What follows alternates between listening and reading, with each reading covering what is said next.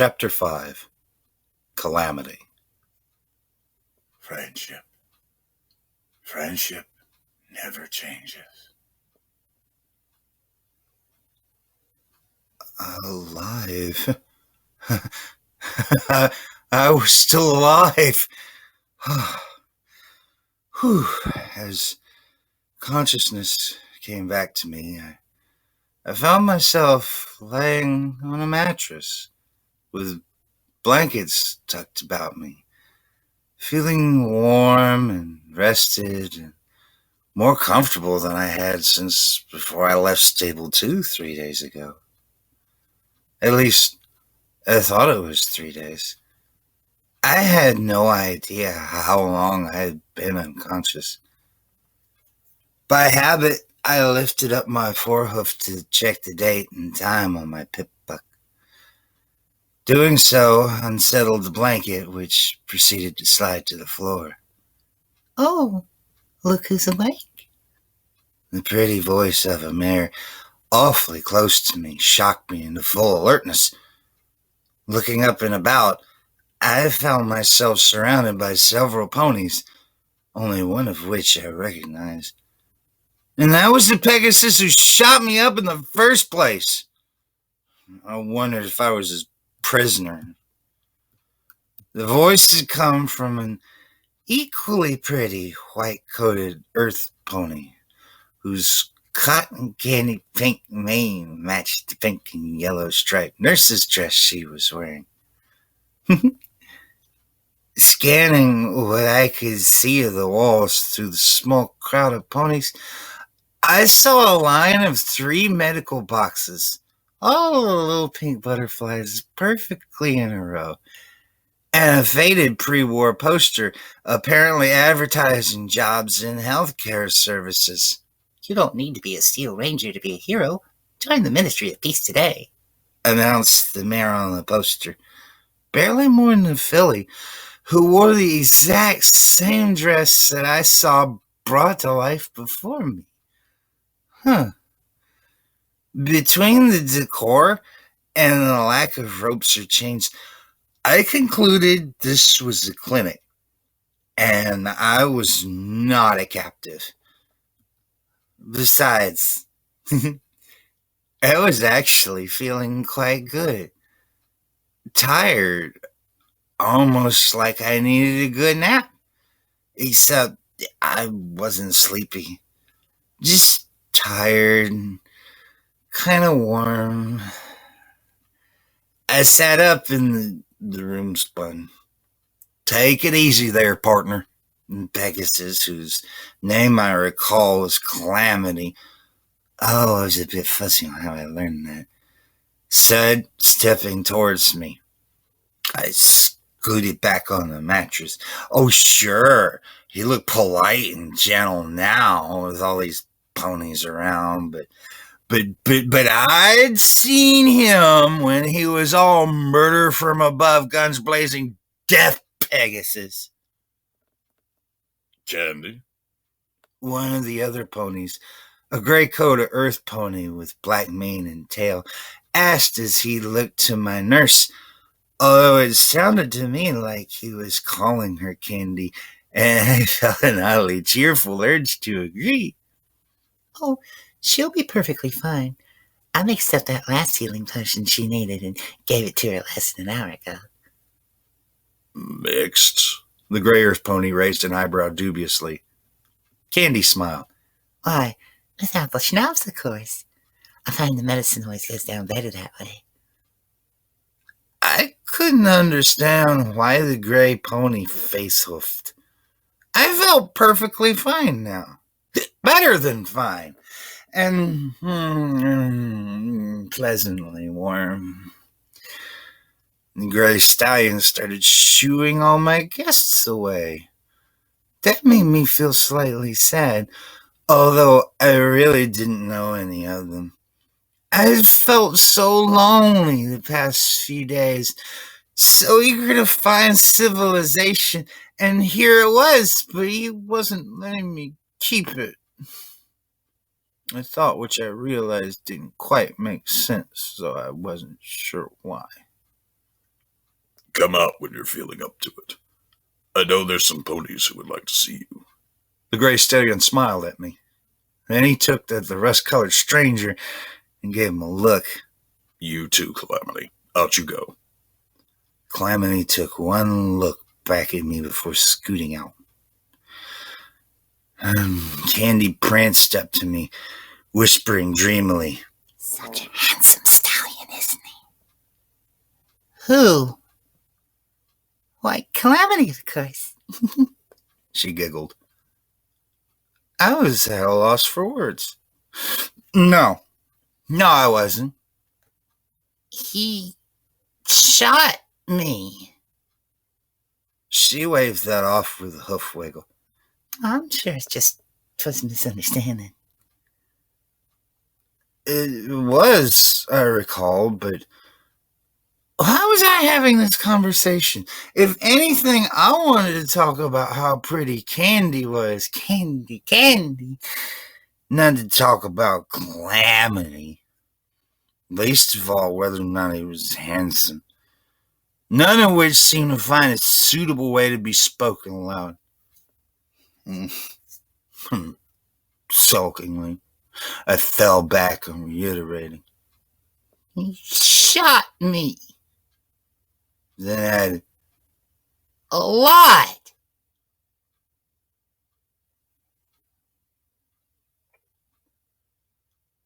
More rested and with a much clearer head, I was eager to meet the ponies of New Appaloosa. By my pip-buck, I'd been out of it for nearly 2 days. I gazed over the railing at the walled village. Multiple lines of what I'd realized were railroad tracks converged into a town made up largely of dozens upon dozens of virtually identical homes built from old passenger cars, many of them stacked 2 or 3 high. Most still had their wheels. Heavy metal boxcars formed a ring around the town, with a massive gate on either side. Armed pony guards walked around the tops of the boxcars, keeping their eyes on the wastes outside. Inside, scores of earth and unicorn ponies trotted about their daily lives. The place was dirty, rusty, and altogether wonderful. How did you get them stacked like that? I asked, looking up at the stacked train cars, the tallest group being 4 high. Railing and catwalks spanned out from it, connecting to other towers. On the highest roof, brilliantly glowing letters announced Turnpike Tavern. Railright, the gray and black stallion who had turned out to be the sheriff, mayor, local general holder together of the town, deadpanned, Add one of the unicorn ponies to it. I turned with a gasp, staring at him. I'd never heard of a pony levitating anything that big or heavy before. Railright held that serious expression just a moment longer before chortling. I'm just playing with you. My astonishment faded to a sheepish grin, and he smiled and pointed toward the sky behind us. That's what the crane is for. Looking back and up, I could see the huge orange tower of metal jutting above the town, a massive hook dangling from its long arm. Although, he continued, if you're looking for a heavy lifter, you can't do better than Crane. You should talk to him. Talk to the crane, I said slowly, trying to gauge if this was another joke. But it wasn't. Crane, he told me, was the name of a unicorn pony who worked in the train yard. Won't find a stronger telekinetic this side of Kennerlot Ruins. With that, Railright offered to give me the grand tour.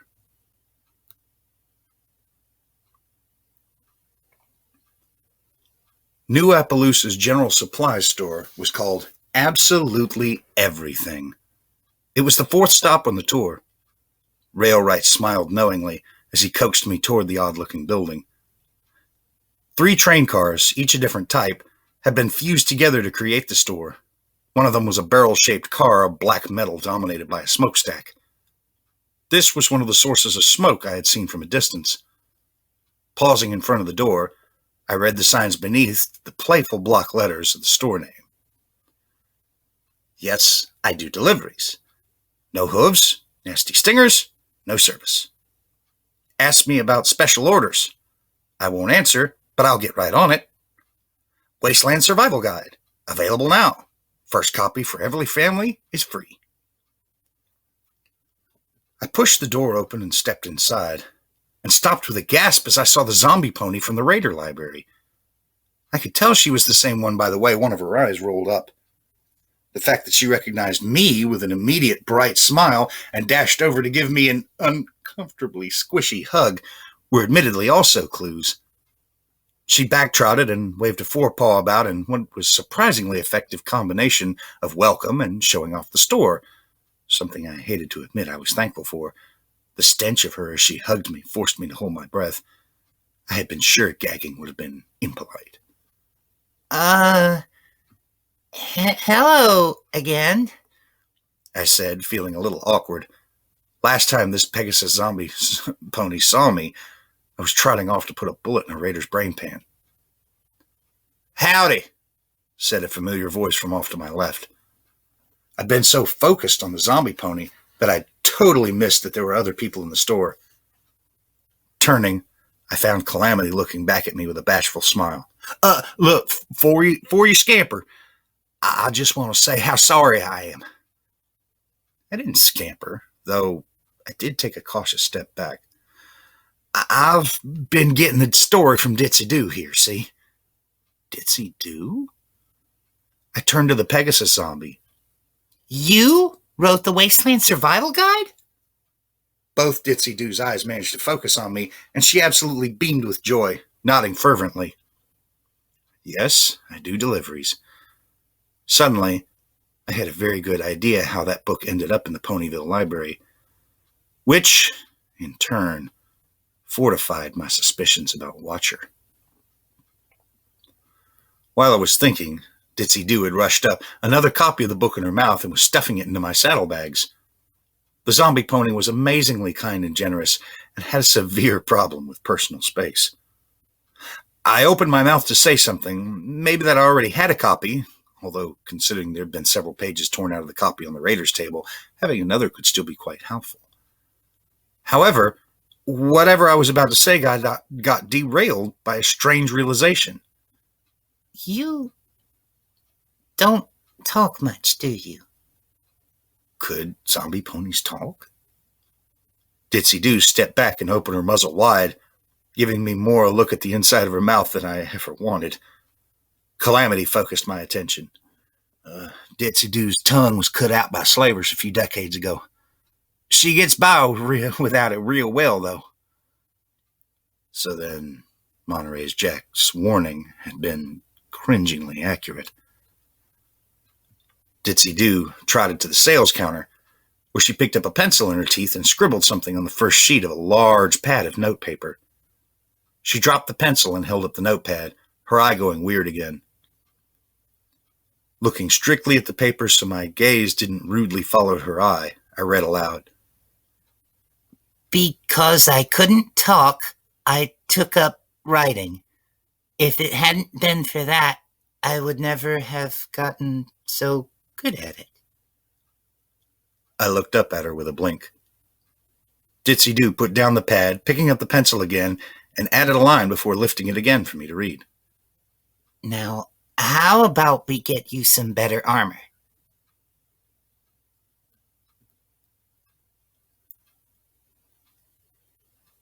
Bottle caps? That's what ponies use for money out here?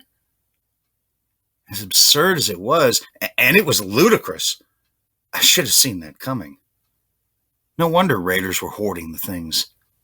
No wonder there were empty bottles littered everywhere, but not a bottle cap to be found, except, of course, for the one I tossed casually away somewhere outside Ironshod Firearms.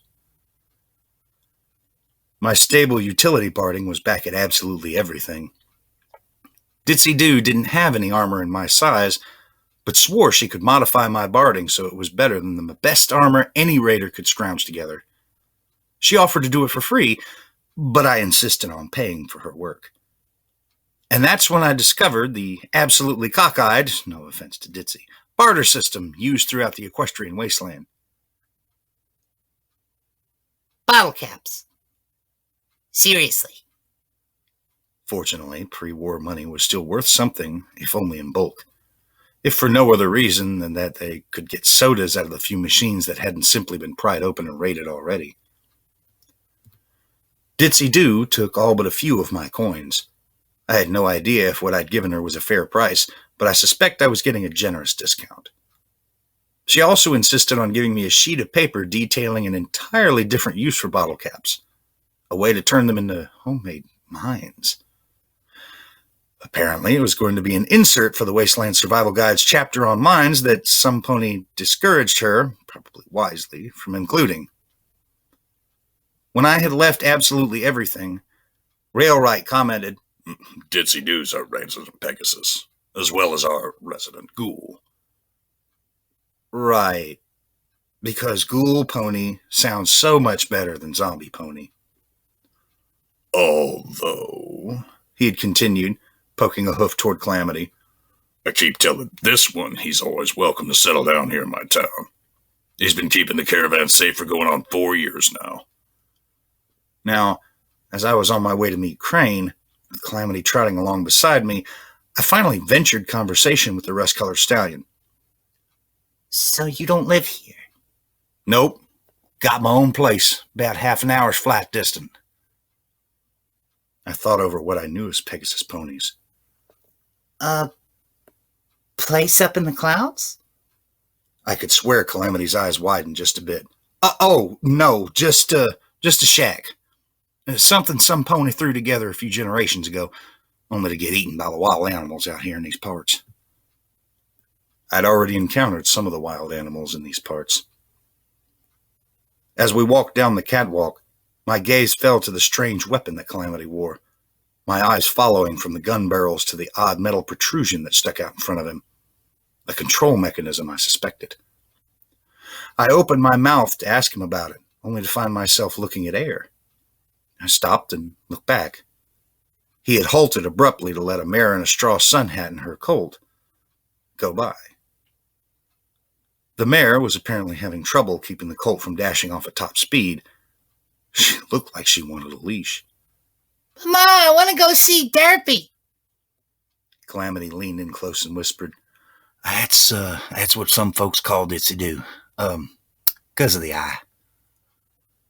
Yeah, because that's what they'd focus on. The bullies back in Stable 2 would totally have ignored the whole putrefying flesh thing for that. She doesn't seem to mind. I actually think she finds it endearing. I did not point out that Ditsy Doo didn't seem to mind having her tongue cut out either. Didn't make it right. Trolley, you get back here, the mother called out as the colt started to trot a little too fast. And you stay away from that store. I don't want you bothering that thing. Thing? Okay, I'll admit I thought of her as an it a few times, but that was back when I thought she was dead. I stopped. Excuse me, miss. I'm new here. Is there something wrong about ghoul ponies? The mare looked abashed, staring more at Calamity than me. I didn't need to look. I could feel his scowl. Well, nothing against good old Derpy. I mean, Miss Ditsy Doo, but, well, you know. Know what? I persisted, trying not to hint at the shame I was feeling for having balked at her smell or the grossly squishy way her hug felt. Well, the mare looked about furtively, then lowered her head, whispering, You know they're all ticking time bombs, right? I mean, you can see what being a ghoul is doing to their outsides. Imagine what it's doing to their brains. They all go mad sooner or later. Dear Ditsy, she's lasted a good long time, and she's only a little crazy for it. But someday, I just don't want my boy to hurry that along then. We'll be there when she finally does turn on us all. With that, the mare drew herself up, pulled Trolley close, and hurried off. Away, notably, from absolutely everything. I stood there a long time, stunned. Finally, I asked Calamity, Is that true? Calamity sighed deeply, which was not a good sign. Yep. For most of them, anyway. You get into the wrong places, you find yourself hunted by whole packs of cannibal ghoul ponies gone zombie. But, and I mean this, that's only most of them, and even they're good pony folk, if a little smelly and strange looking, until that day. Some, like Ditsy Do, break the odds and never lose their noodle. I understood the spirit of his words, but the news didn't make me scared of the hairless Pegasus rider. It made me ache for her.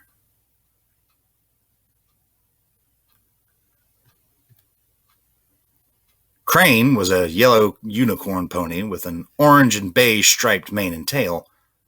He wore a bright orange construction hat with a hole in it for his horn. When we found him, he was loading barrels onto the flatbed of a train car, this one actually still on the tracks that ran through town and connected to several others. Howdy! Pleased to meet the little mare with the pet buck who saved Sweet Apple and Ditsy Do, not to mention Desert Rose, Barrel Cactus, and Turquoise. He stopped to shake my hoof vigorously. Pleased to meet you too, I smiled, feeling a touch wobbly after the hoof shake. Railwright told me you're the pony I'd talk to if I wanted to see some heavy lifting. Crane smiled, then casually lifted 3 barrels at once, putting them in their places on the flatbed. Reckon I am. Then, to my shock, he asked, What spells you got? Spells? I replied hesitantly. You know, He continued, talking while 3 more barrels levitated by, glowing with the same light as shone from his horn. Unicorn ponies generally have a small collection of magical spells, usually related to what he or she is destined to be good at. Except for the ones who are destined to be good at spells, of course. Then they just get a whole heap of them. Me, for instance, I can make all manner of repairs to the rails and trains just by focusing at them. Crap. Kicking a hoof at the ground, I sighed deeply. Nope.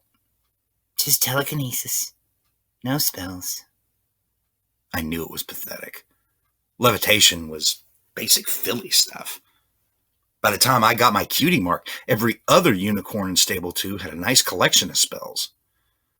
Thank you, Crane, for reminding me I was probably the most unmagical unicorn ever. Crane's eyes widened in surprise, and he quickly changed the subject. Now, I've got lots of work to do, but I'll tell you what. If y'all would do me a small favor, I'll return it by teaching you everything I know about heavy lifting. Sounded great to me. What's the favor?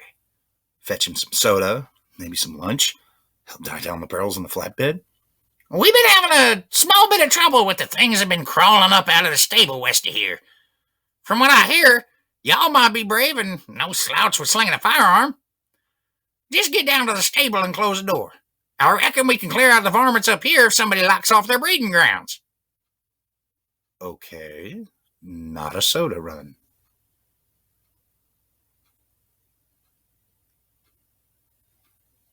So, why are you with me again? The sky had darkened prematurely. I would soon have to turn on the lamp spell of my pip-buck. I figured I owe you one, Calamity said earnestly as he followed beside me. Maybe a whole mess of ones, considering all you did for the good ponies in New Appaloosa. With a sigh, I tried to console him. You couldn't have known. I was wearing blood-caked raider armor. And carrying an arsenal that would make the average raider radioactive in envy. Caked in raider blood. Armor you only had because you needed protection while saving the lives of 5 good towns ponies. Only 4, really. Ditsy Do saved Sweet Apple. And you saved Ditsy Do so she could save Sweet Apple. In my book, that makes 5. He took a deep breath. Besides, I can't consent to you going down there alone. I've heard dark stories about those stables. Bad, bad things happen down in too many of them. I came from a stable. Hell, every pony came from some pony who came from a stable, right? I can see why an empty one would be an inviting nesting ground, but it's not like the stables are cursed or sinister. Calamity mulled that over.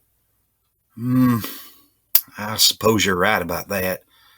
All except the few like Ditsy Do who somehow survived the apocalypse on the surface or descended from folk who did. I halted my trot so abruptly I nearly fell over. My surviving canteen, refilled, swung out and back, smacking me in the chest. Ditsy Do survive the war? She's that old? Yep. Ghoul ponies don't age like normal pony folk do. The idea of a pony who had actually been around way back then, who actually knew what happened, blew my mind away. What's her story? Calamity snorted a laugh. So long I couldn't even guess at most of it. I do know she was flying outside Cloudsdale when that first megaspell hit it. She was caught at the very edge of the magical energies that wiped the entire city out of existence. Been a ghoul ever since. I nodded, continuing on in solemn silence, the image of the entire city in the clouds filled with Pegasus ponies playing out in my head. There 1 minute, and then just nothing.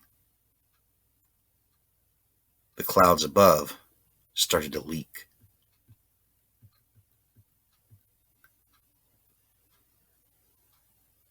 It was like being in a shower back in Stable 2, only the shower was everywhere, and it didn't stop. If I hadn't been cleaned by Candy the day before, I would have welcomed it despite the cold of the water. Now, soaked to the bone, I just found it miserable. The sky had turned so dark, I had to turn on my Pip-Buck's lamp spell to see ahead of me. In theory, it was still daylight, but that was hard to believe. A ferocious wind had picked up out of nowhere and was whipping the rain at us like a weapon. What's going on? I cried out to Calamity above the storm. It's a thunderstorm, and a mighty big one. We best be finding some shelter, because it's just getting started. Thunderstorm? I hollered back as a patch of clouds lit up briefly but brilliantly. What's thunder? Kaboom! The sky exploded. It was like the sound of a gunshot if the gun was welded by Celestia herself and was made out of pure awesome. I actually tried hiding under Calamity. Get a hold of yourself there. Timidly and a little bashfully, I backed up and got to my hose. Another flash illuminated the whole countryside in stark white and shadow, gone before I realized it had happened. Another mighty boom tore at the sky, following close behind the flash. Calamity had to put his forehooves on me to stop me from trying again.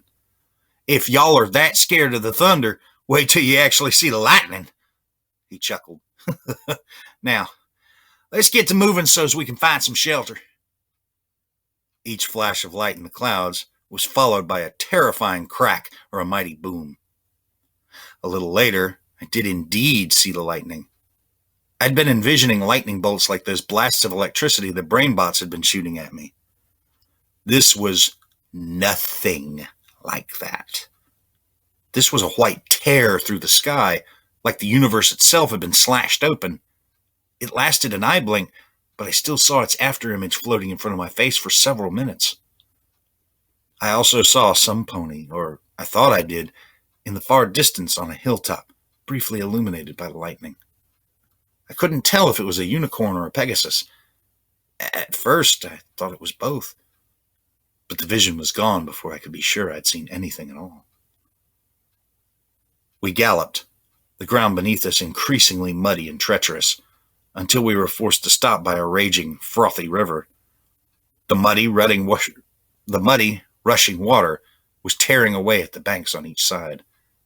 I could see the black shapes of uprooted dead trees as they were carried away. Just beyond the other side rose a cliff face. Water was pouring down the cracks of the cliff in 100 rivulets, each feeding into the river at the bottom. Across from us, just a little way up the cliff, was the dark mouth of a cave, the path up to it already washed away.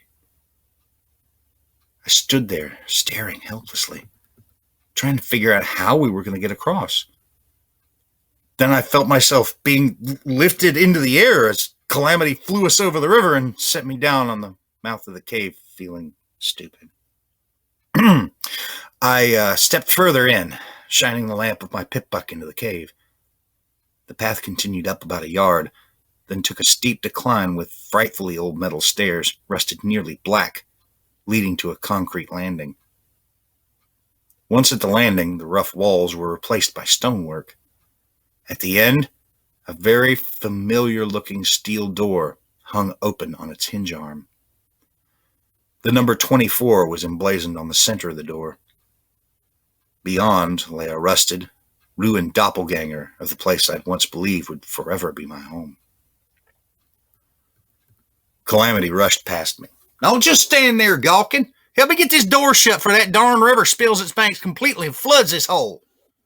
He was trying to push the door physically. I looked down, noticing for the first time that the floor of the cave was already a puddle, 2 inches deep and growing. Moved to action, I rushed to the controls. I paused long enough to check the bolting mechanism, which was actually entirely missing, and making sure I'd be able to open it again. Satisfied I could, I tried to push up the lever. It didn't want to go. Focusing, my horn glowing brightly, I added my telekinetic strength to that of my hooves. With a loud grinding sound, the lever moved. With a wheeze, the lever arm moved, and the door to Stable 24 slammed shut, groaning in protest.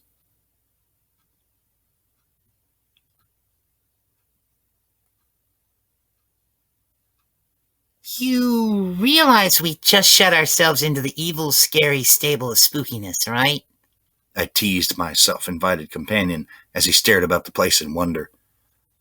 I'm trusting you're right about what you said earlier. Reckon if any pony knows better, 'twould be you. He shot me a nervous smile. Besides, he added, flapping his wings, not like these are going to do me any good down here, one way or the other. My eyes caught the harness Calamity wore. The Pegasus had twin long-range rifles, one strapped to each side of his body right under his wings, built into a saddle mechanism. Thin metal reins reached out in front of him, ending in a bit that hovered a few inches below his mouth. By biting on it, the sibling barrels would fire at once. The saddle was designed to reload on command, possibly triggered by pulling on the bit or biting differently. I couldn't tell. Hey, Calamity? I've been meaning to ask you, what is that? I pointed a hoof at the contraption. What? He turned around, looking, spinning in place. I couldn't suppress a laugh. He stopped, looking at me, then back behind him again once more before. What? Oh, you mean my battle saddle? I nodded. Fine piece of work, ain't it? Designed it myself. He reared up, showing it off proudly. Then, at my expression, asked, You mean to tell me you ain't never seen a battle saddle before? I shook my head. Huh, well, ain't that a thing? He strutted about. There's basically two types of firearms, loosely speaking. There's the small ones that a pony can stick in his mouth or levitate round if he's a unicorn. Then there's the battle saddles. For all the firearms are just too big and heavy to have too much kick to be wielded without support. I've seen all kinds of weapons built in the battle saddles. Machine guns, rocket launchers. Rocket launchers? My tail drooped and ears fell back at the thought. Yep, even magical energy weapons. He paused. Though those are damn scarce, so you're not likely to ever see one of them yourself. I filed that away for future reference. After checking my pip-buck for radiation or similar dangers, and EFS for any glows of hostility, I took a long gulp from my canteen and began plotting our course. I was confident from my lifetime in a stable that I could navigate this one with no problems. If the layout was the same, the door to the right in the next room should lead to stairs headed downward.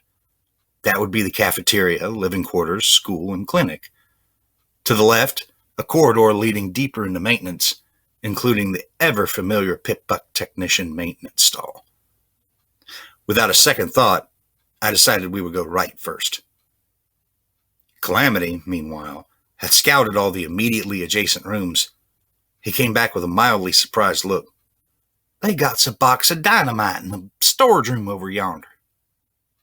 Okay, that was a bit surprising.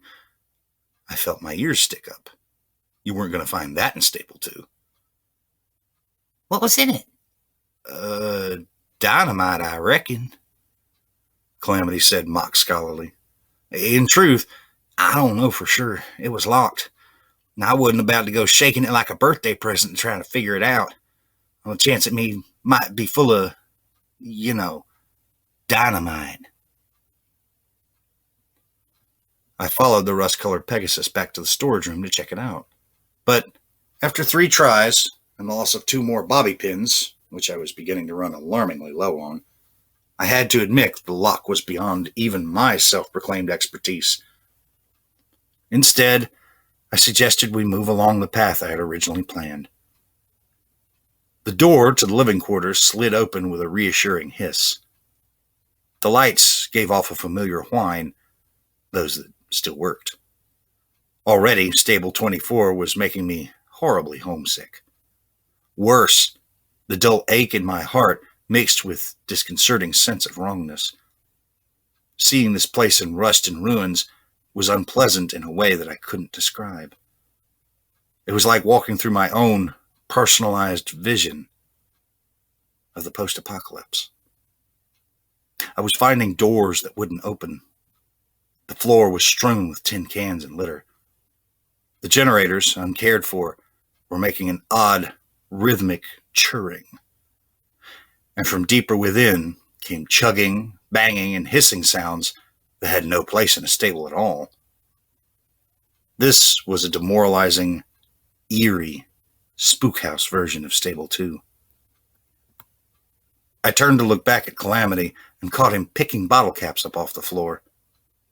I bit my lip, bracing against a wave of emotion that shrieked he was desecrating the place. Looting and scavenging was survival out in the equestrian wasteland, and logically, that applied in here too. But even more than stripping goods off fresh corpses, this felt like grave robbing. Unholy. My feelings scattered as, overhead, a burst of thunder hit so close to the cave that we could hear it inside the stable. My heart thumped in my chest. What the hell? I scattered, waving my forehoofs to indicate the sky outside. I told you. Thunderstorm. That isn't like any storm I've read about in my textbooks, I countered. Calamity looked at me with a softly mocking expression. Weather ain't like it used to be. The sun and moon ain't guided through the sky by ponies anymore. We Pegasus... The goddess Celestia and Luna move the sun and moon through the sky each and every day, I shot back, scandalized. How could he even say that? That was like blasphemy. Oh, yeah. He rolled his eyes at me. Rolled his eyes? From their place in pony heaven. Right. I bristled. He stared quietly until I gave in, motioning for him to continue. As I was saying, we Pegasus ain't around scheduling the weather neither. Equestria's weather's gone wild. I felt a chill down my spine. Through the metal walls and the mountain, we felt the percussion of the storm.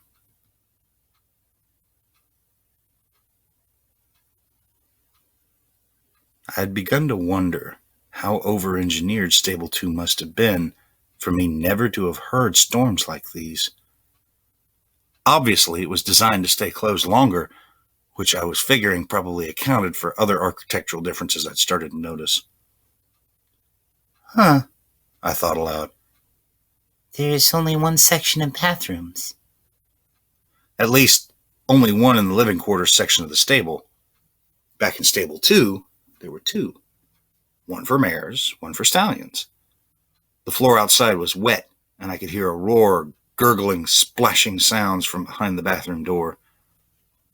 Also, unlike Stable 2, Stable 24 was connected to the aquifer, its water supply merely purified with an antitoxin and anti-radiation spells. With the downpour outside, every sink and toilet was backing up. The same went for the water fountains. The one between the school and the living quarters was spraying brown water. The horrible noises that were coming up from the pipes and plumbing rather than the unnatural monsters. I stopped dead as a red spot flashed up on the compass of my EFS. Somewhere, just ahead of us, was surely one of the creatures Crane had talked about. Not, I realized, that either one of us had bothered to get a description. So, any idea exactly what sort of varmints we're supposed to be looking for down here? I whispered as we both crouched down, moving as stealthily as possible. While bathrooms weren't segregated, sleeping areas were. The main floor for stallions and a lower one for mares. That, too, was different than Stable 2, where the quarters were geared toward families. My EFS felt annoyingly limited, unable to tell me which level the creature was on, just that it was almost dead ahead now. I levitated out little Macintosh, ready as I could be. Actually, no, Calamity whispered back. And as I recall, we ain't supposed to be looking for him. Just supposed to close the door. As I recall, I retorted, maybe a slight bit less quietly than I should have. I'm supposed to be closing the door. You aren't supposed to be anywhere. I couldn't deny that he had a point. In fact, if trapped inside a creature's lair, poking around was probably the dumbest thing a pony could possibly do. On the other hoof, this was another stable. My curiosity and sense of connection wouldn't allow me to leave it unexplored. And if I was trapped in here for a few hours, well, no time like the present. Calamity shook his head, but followed all the same. We moved a few steps closer, and the red spot winked out. I turned quickly, trying to see if it had somehow gotten behind us, but there was nothing. Either the creature had evaporated, or we were right on top of it, one floor up. We crouched there, keeping still and quiet. After a moment, the red spot appeared again, once more right in front of us. And a few seconds later, it vanished once more. This time, apparently, for good.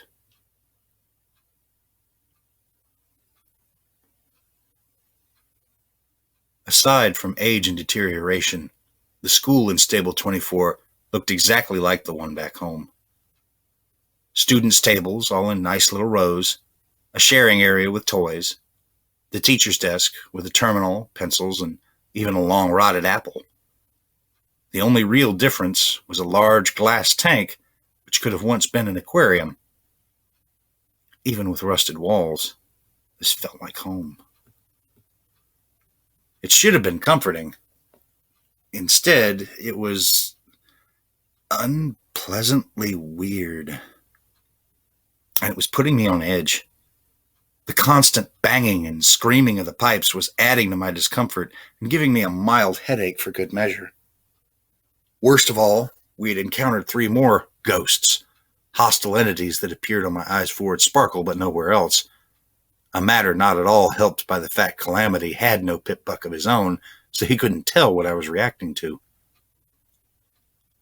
I was beginning to worry that my eyes forward sparkle, or even my pip buck itself, had been damaged or warped by exposure to the equestrian wasteland.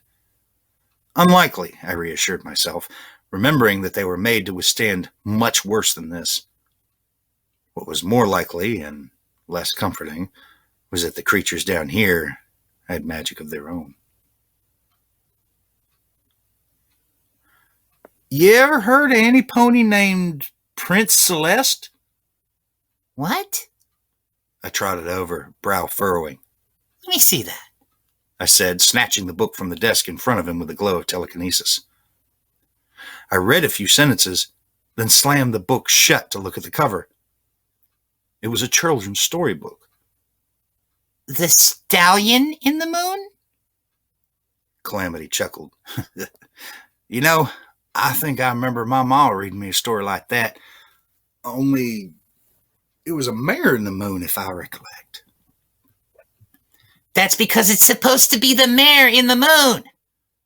Quickly, I began looking through the other books on the desks and the school shelves. When I was done, I had reached to important feeling observations. 1. Every significant pony in every book has been changed into a stallion. Well, I suspect some of them were stallions to begin with. 2. I continued undaunted, even though my voice sounded strained even to my own ears. Not one story or textbook has anything but the vaguest references to the history or governance of Equestria. Not that Stable 2's library was stellar in that regard. The most recent history in any of our textbooks was over a generation old. But this here wasn't a lack of material. This was a deliberate alteration of facts and context in the portion of the stable dedicated to education. It was, you're going to burst something if you don't calm down a touch. I tossed the book I was holding into the corner with malice. I was about to trot out, indignation wrapped around me like a cloak, when I remembered the terminal sitting on the teacher's desk. The screen was giving off a soft glow. I trotted over and prepared to hack into it, only to be slightly disappointed when it offered up its secrets readily, such as they were. There were entries, and they were mainly filled with notes on attendance and grades. 2 stuck out, though. First, had a real surprise when we tested the young unicorns on their magic today. I had all my little ponies bring in their pets and show me how they could make them levitate. Simple enough, although a squirming animal can add a level of difficulty for foals at this age. I had to let both Butter and Paradance each borrow the class mascot, since neither have a pet of their own. Paradance was thrilled, but I think Butter is terrified of the snake, even though she's been told it's defanged and harmless. Needless to say, Butter didn't do very well. The real surprise was little Quanta, who has been struggling with even minor levitation all year. Now, I know these things have never been recorded in girls, but I can't imagine any other explanation. We had a full magical epiphany occur right in our classroom. Quanta not only levitated herself, but she let out a flash of energy that affected all the pets in the room. Most just panicked and had to be recovered, but some, including our mascot, seemed to have vanished completely. And strangest of all, the arcane flash seems to have transformed Carrot Tail's ugly old cat into, well, an even uglier old cat. It only lasted a moment. Quanta seems fine. Didn't even realize what she'd done.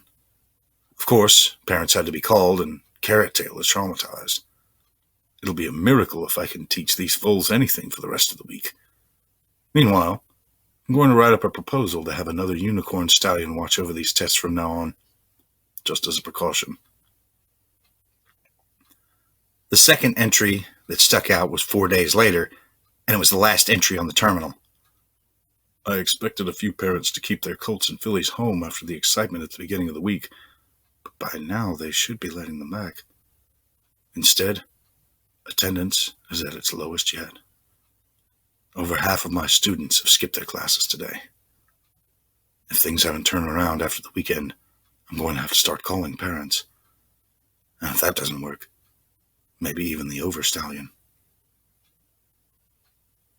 I stared at that last entry for a while.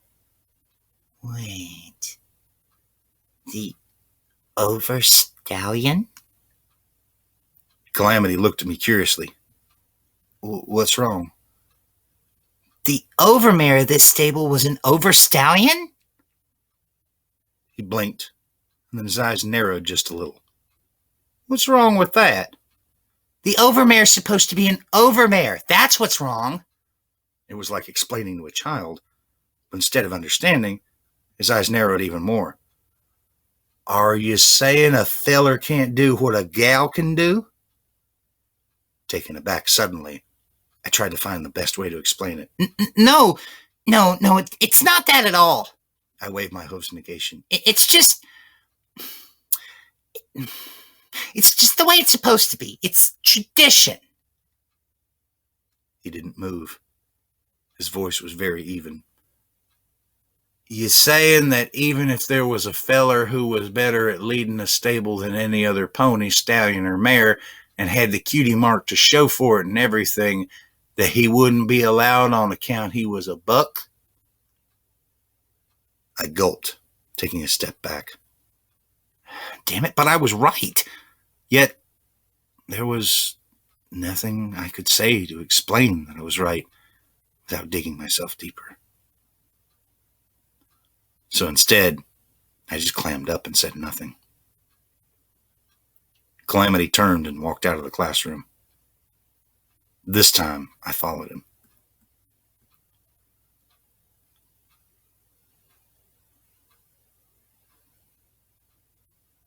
Okay, now I do feel a little bit embarrassed. In front of us was another door to maintenance. To our right, the cafeteria. To our left, a maintenance storeroom.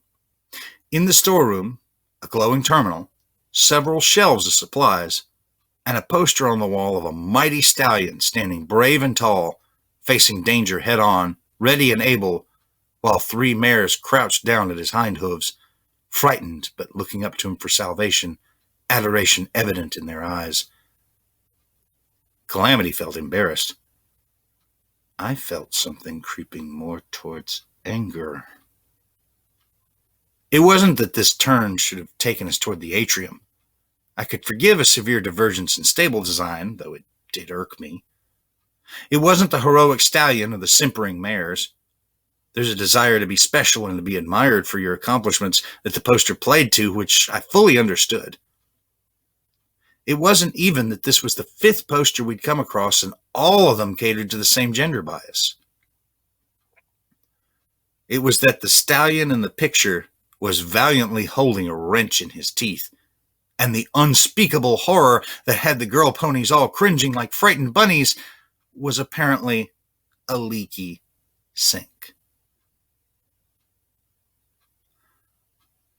Carefully, so as not to step on another social mine.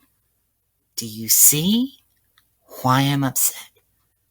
This isn't like, give it to the best pony. Who cares about tradition? This is... Yep, this is manipulation. All of these posters been here since before ponies trotted up into the stable to avoid the apocalypse. He turned and fixed me with a look. It's like saying that a job's only fit for either a mare or a stallion. I got the point. And that's only true for cooking. I stopped. My ears shot up, and for a moment I bet they could have been steaming. What? What's that supposed to... And then I caught his sly look. Oh, ha. I guess I deserved that. Yep. We were quiet a moment. I turned to hack the storeroom terminal and read over the logs of a pony who appeared to be the maintenance supervisor while Calamity hoof-picked some supplies worth scavenging. The clanging and banging of the pipes continued relentlessly. But for a moment, I felt a little less stressed. I felt that I'd just made it out of the social minefield, singed but intact. So, naturally, that was the moment everything went to hell. I had just finished the 4th entry and was partway through the final when my EFS flared up with not 1 ghost, but 5. Entry 1. I cannot believe my luck. Parsimony is one fine mare. The date last night went incredibly well. She even let me kiss her. And her little filly, Carrot Tail, seems to like me too. Even better, I kind of like her. I don't have to pretend like I thought I would just spend some more time with her mother. In fact, we have a second date planned tomorrow night. Oh, and Greyhorn finally fixed the lighting on level 2B. That flickering was driving every pony bonkers. Entry 2. Damn it, of all the luck. First, the whole lighting strip on guess which level blows out, plunging the damned atrium into blackness in the middle of a rush. Even worse, Parsimony postponed our date. Some unicorn filly did something wonky to Carrot Tail's pet, and Parsimony's been with her all day trying to keep the little cunt from drowning in her own tears. I take it back. I hate children. Entry 3. Got called to the Overstallion's office today. Big emergency that required my special talents. Any guesses? He locked himself out again. Again! This is the third time this week. Fortunately, any pony with half a lick of sense could get that thing open. Weakest damn lock I've ever seen. Still, just in case Greyhorn ever has to do it, I left a handful of bobby pins and a copy of today's locksmith in the maintenance locker room safe. I even highlighted the most useful bits for him. So long as he doesn't forget the password, he shouldn't even have a problem.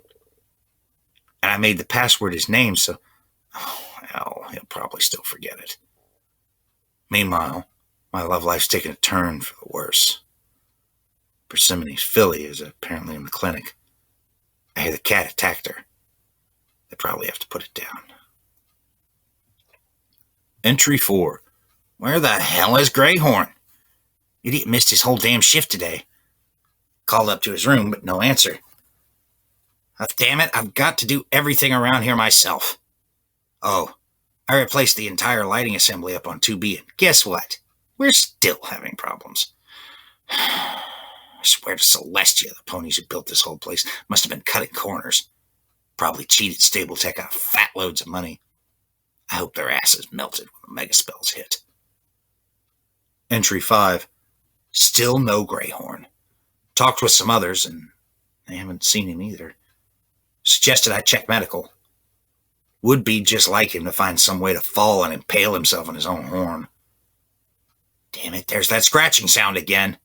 Something managed to get into the ventilation system. I removed several covers of this floor. Hopefully whatever it is will fall out and I won't have to send some colt crawling in after it. Did I mention how much I hate children? Double, damn it! I just spotted the thing staring down at me. If I didn't know better, I'd say it was Carrot Tail's damn cat. But they caught it and put it down yesterday. Triple, damn it! The damn thing just bit me! I swear I'm going to send a colt up there after it with a flamethrower! Looking up, I saw the dark opening where the covering grate should have been, and several pairs of alien eyes gleaming at me. Calamity! Get back! They're in the ventilation! Calamity backed away at my shout, even as the first creature leapt out, landing on the shelving, spilling a bucket of fuses crashing to the floor. It looked only vaguely feline, but with scales rather than fur, oversized fangs, and cat-like eyes that the slits ran horizontally. Somehow, that last part freaked me out the most. I had made the mistake of putting little Macintosh away. When it leapt at me, I didn't have time to draw the gun out or even think. I reacted instinctually, grabbing the creature telekinetically and hurling it away from me, just like with the grenade. Only this time, we were in a small room and there was no place for it to go, so it just thumped back against the wall, pinned and hissing. A second jumped out, hitting the terminal and fell to the floor. I raised a hind hoof and brought it down as hard as I could on the creature's head. Rearing up, I treated the one I was pinning to a fatal blow from one of my forehooves. The third jumped right down onto me, claws catching in my mane. I screamed like a little filly. Get it off! Get it off! Get it off! I bucked, panicking, sending a hind hoof through the terminal with a crunching of glass and a popping explosion. I could feel the hairs around my hoof singeing. I turned to the doorway and saw Calamity taking aim. Blam! My mind conjured up a flashback of being wounded and dying, shot multiple times by this very same pony who was swooping down the tracks, aiming at me again. Without thinking, I threw myself to the floor, trying to dodge the shot. A second after Calamity had fired, ripping the cat-snake thing apart and leaving me unscathed. I got up wobbly to my hooves. I tried to smile, although I could feel it was more like a grimace. I could read it in his face. He wanted to tell me I should trust him, to tell me to stop being afraid he was going to shoot me. But he wasn't going to. He couldn't because he knew I had every right and reason to be gun-shy around him. That I should be acting this way. In that moment, I realized something. He was actually sorry he shot me. Not sorry he shot the new local hero who saved some townsfolk, but sorry he shot me. He wasn't here out of embarrassment. He wasn't trying to fix some loss of reputation or standing, either in his eyes or anybody else's. He really felt regretful that I nearly died. I didn't even realize I was thinking about him that way. But now, I realized I had been. Damn it, now I felt like I should apologize to him. He turned away, looking up at the ceiling. I figure the sound of the shot scared him off. For now. I agreed. I had my revelation, but I couldn't tell him. He'd just deny it, and then there'd be awkwardness. He was a boy, after all. Damn it! I scolded myself for having such a thought. Not that it was hard to figure out what had me thinking like that. I glared at the stupid poster. I hate this stable.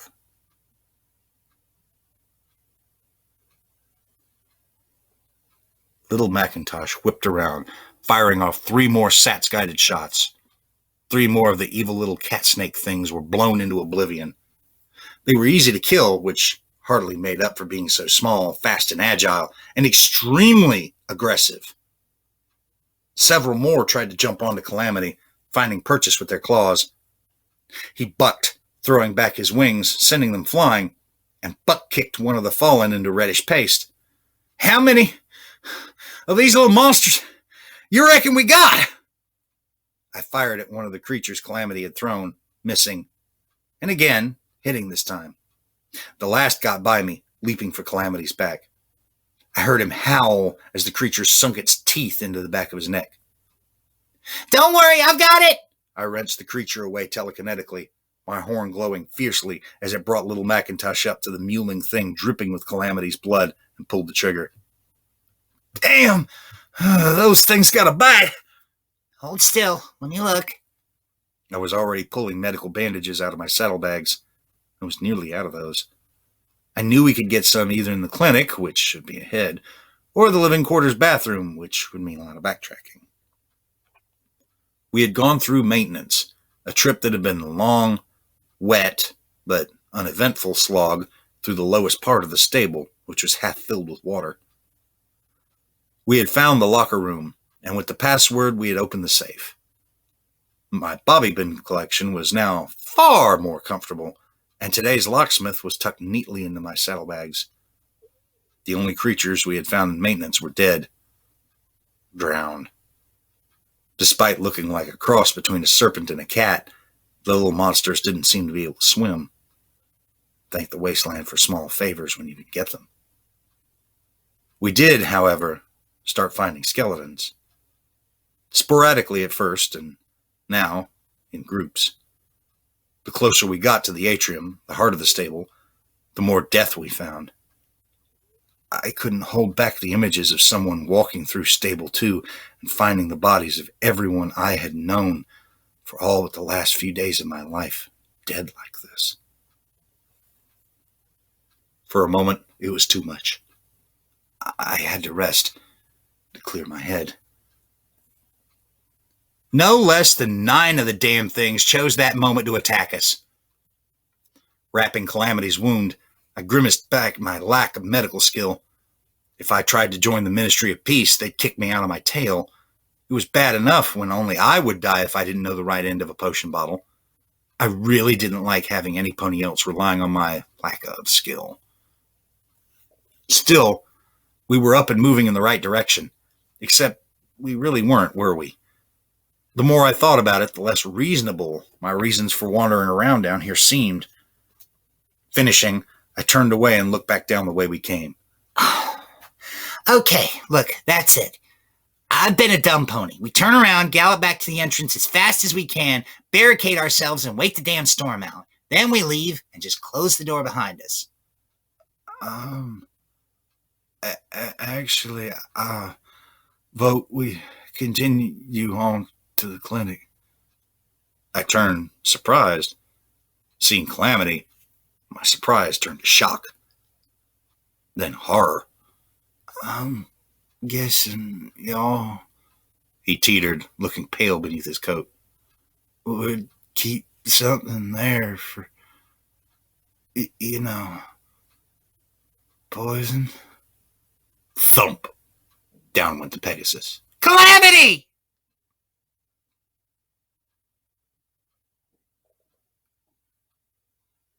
Chimera. From the personal notes of Dr. Briarberry, Head of Medicine, Stable 24. I've chosen to call this new species Chimera for what I feel are suitably obvious reasons. The creature is a result of wild magical burst from a rather exceptionally gifted filly named Quanta. In a flash of uncontrolled magical power, Quanta managed to fuse several creatures within her vicinity into a single being, a fully functional and completely new life form. The initially created chimera took several days to molt before revealing its true nature, during which time another filly, Kkat Tail, was attacked by the creature. She was rushed to the clinic, but perished within hours from an unknown magical toxin injected into the child by the creature. After molting, the chimera subsequently attacked a maintenance worker by the name of Greyhorn. This time, both the chimera and its victim were fully mature. Based on the case of Kkat Tail, we treated Greyhorn with anti-venom spells and potions, but to no avail. Greyhorn lasted 3 times as long as Kkat Tail and was in extreme agony for most of that period. It was only after Greyhorn's death that we learned the key component of the chimera's makeup. As you will see from the images I am having attached to this document, the feline and serpentine elements of fusion are quite obvious. See images C1 and C2. What we didn't initially realize, couldn't have suspected, is that there had been some manner of insect in the classroom when Ro cast her spell. And that too was infused into the creature on a deeply inherent level. You see, the fangs of the chimera aren't so much like the fangs of a rattlesnake, but more akin to an insect's ovipositor. The behavior of this species is extremely aggressive, attacking any suitable host within which it can inject its eggs. Over the course of a single day, those eggs will mature within the host, after which a litter of new baby chimera will dig their way out of the infected pony, ultimately killing the host if the pony is not already dead. In the case of Greyhorn, 5 new chimera erupted from his body less than an hour after he was pronounced dead. See image C3. You can imagine the look on my assistant's face, but you don't have to. See image C4. Fortunately, from the case of Greyhorn and the baby chimera specimens he provided us with, we have been able to devise and conjure an anti-chimera potion. Unfortunately, some of the herbs required were in tragically short supply, so there is a high probability that we will not have sufficient quantities for everyone. The Overstallion is keeping 1 bottle locked away in his safe, along with the recipe. Meanwhile, I am storing the rest in the medical refrigerator here in the clinic while I wait for the Overstallion's decision on how to implement dispersal. Oh, Celestia, have mercy. By the time I was done reading, horror turned me numb. Slowly, I got up from Dr. Briarberry's terminal and stared about the clinic. There were pony skeletons everywhere. Dozens of them surged toward the open door of the medical fridge. Others were entangled around each other. A new species, extremely hostile, which renders its victims immobile with a single bite and then tortures them to death from the inside over most of a day. And in doing so can quintuple its number? I swiftly realized the only thing that had kept the chimera from overrunning the Equestrian wasteland was that river and the fact that these chimera can't swim. Thank the wasteland for huge favors. If we survived this, I was going to have a little talk with Crane about his definition of a small bit of trouble. Understatement was not a virtue in the Equestrian wasteland. I looked at the bed Calamity was resting on, looking even weaker than before.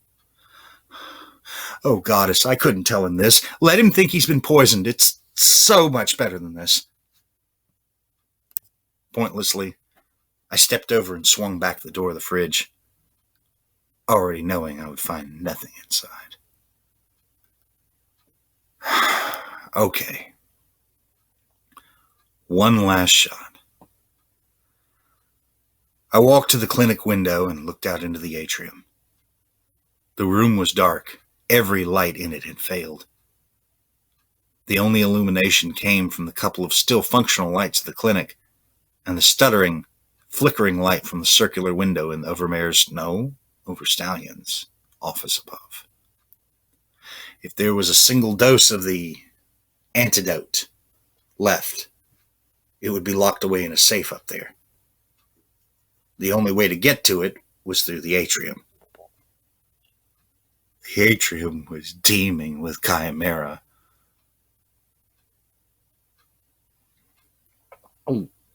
Swallowing hard, I turned to Calamity and told him the plan. After staring at me for a long time, Calamity finally said, "That's insane." I focused, my horn beginning to glow, and then slipped open my saddle pack. I'll be okay. No, you won't. That's suicide. And y'all will be killing both of us. I looked at him sternly. Let me guess. You're thinking you should do it yourself, seeing as you're already poisoned. Never mind that you can't even stand up without help, and barely with it. The rust-colored Pegasus managed to look cross. And get yourself out of here. At least one of us will survive this crazy stable. Now I got to play cross. I'm not leaving my friend behind. I reloaded Little Macintosh. Calamity coughed. He looked at me with genuine astonishment. Friend, but I shot you. I rolled my eyes at him and nodded. Yes, you did. And I'm planning to needle you about that for the rest of your life. And I'm sure not going to let my blood's worth if you die today. Don't be a stubborn fool, little Pip. There's no way in tarnation you can possibly. Levitating the stealth buck up for Calamity to see, I smiled with a whole lot more confidence than I felt. I do have this.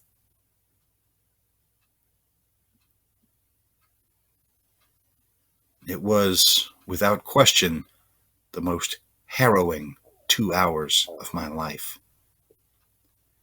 Inching my way through darkness, surrounded by lethal predators. They couldn't see me.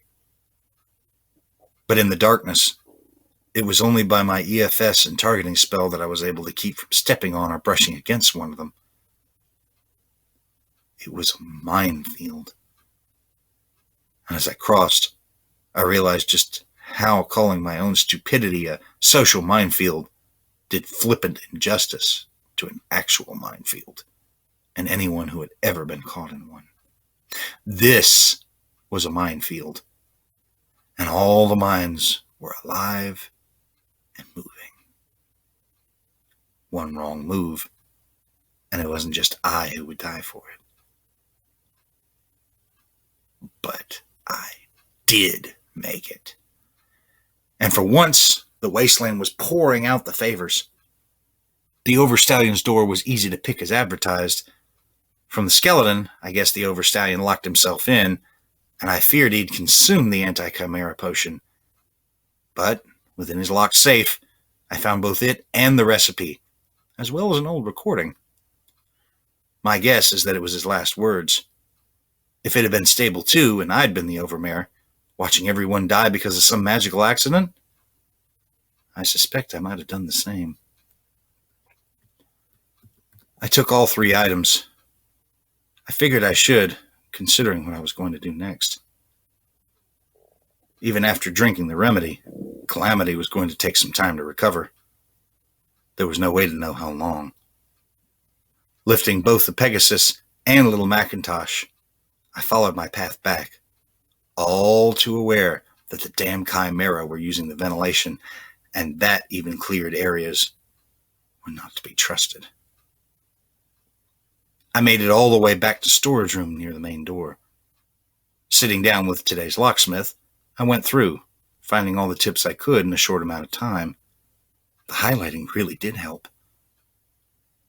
Outside, thunder shook the mountain reassuringly. I looked up and thanked Celestia for the storm.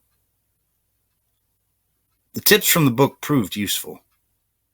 With a bit of effort and only one bobby pin, I was able to get the box marked dynamite. Inside, there was indeed dynamite. I removed each stick gingerly, then placed a curled up Calamity into the box, closing it. Should a Chimera come for him while I was busy, I didn't want it to be able to get at him. For the next few hours, I ran back through the entirety of Stable 24. Everything but the atrium.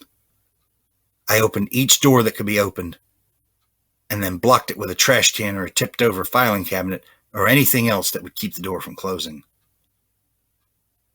As for the atrium, after looting the clinic for medical supplies, I left a stick of burning dynamite on the windowsill of the clinic and ran. The rest of the dynamite was to blow the cave opening enough to bring the river pouring in. By the time I was ready to set that off, Calamity had gotten up and wondered why he was packaged as high explosive. His eyes got wider and wider as I explained what I was doing. Damn! That was all.